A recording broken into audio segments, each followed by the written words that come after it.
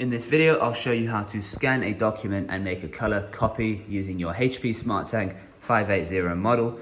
If you don't have this exact model, not to worry, please feel free to keep watching, as this solution should help you as well for any other HP or HP SmartTanks. Now what you'll need is just to make sure that your printer is plugged in and switched on. Make sure that you have a consistent white power light before doing anything, as if it's flashing it may be trying to do something else, and so you wouldn't want to interrupt that process, and that could cause you a little issue later down the line.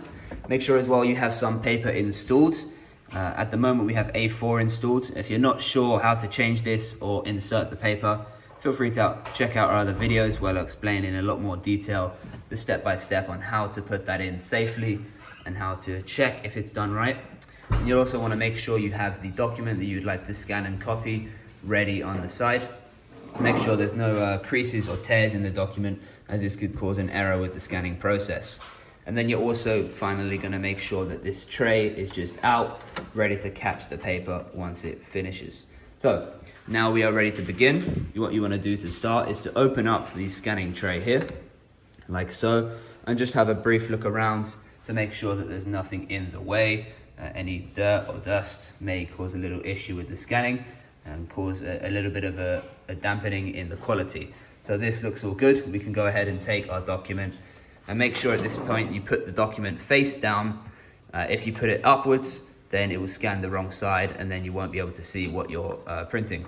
So make sure that this is facing downwards, like so. And it's also important to make sure that the paper fills the top left corner so that you have a little bit of space on the bottom and on the right side of the paper, like so. And if you need help to know if you've done it correctly, there's a little indentation here that says A4, and that lines up with the paper quite well. And here on the top right as well, there's another indentation to let you know that the paper is installed correctly. So once that's done, we can close the top tray like this. And then we're going to come to the left panel on the printer, and you'll see the lights have come up. These may have already been lit up, or they could be off, and then when you open the scanning tray, it's going to come on, just to let you know that the printer has recognized that you're trying to scan something. And we're just going to focus on this green button here on the left.